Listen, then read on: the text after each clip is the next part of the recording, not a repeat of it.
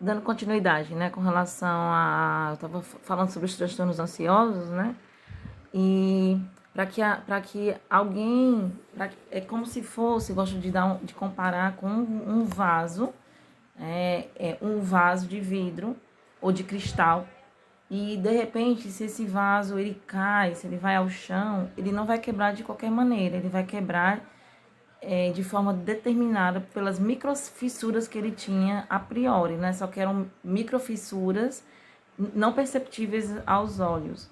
Então, da mesma maneira que um vaso ele quebra e ele quebra determinado por essas microfissuras que já existiam, nossa psique, quando ela quebra, quando ela adoece, ela vai também adoecer através dessa determinação, né? E essa determinação, muitas vezes, acontece a partir dessa primeira infância, da primeira infância do sujeito.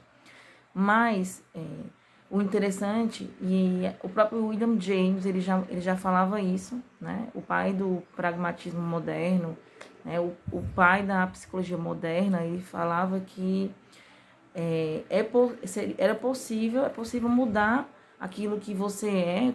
Eu não estou citando literalmente, né? Mas estou dando mais ou menos, falando um pouquinho, fazendo uma espécie de leitura do que ele traz, né? Quando ele diz que o pássaro não canta porque é feliz, ele é feliz porque canta, ou está feliz porque canta, é justamente isso.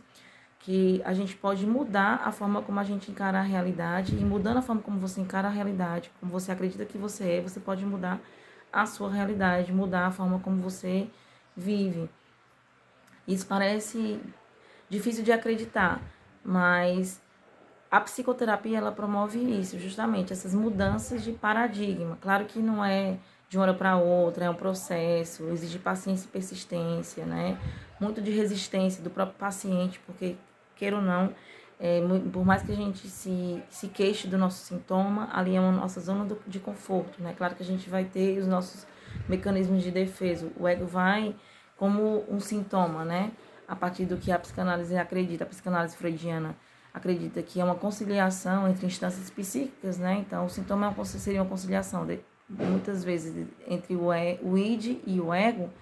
É claro que o ego ele vai se acomodar naquele sintoma, então o paciente tem dificuldade de mudar, né? Muitas vezes para de ir para as sessões, a própria transferência pode ser usada como uma forma de resistência, para que o paciente fale de si mesmo e comece a falar sobre o próprio terapeuta, né? Então, não é fácil, é um processo, existe paciência e persistência, mas é possível que as mudanças aconteçam através dessa mudança de paradigma.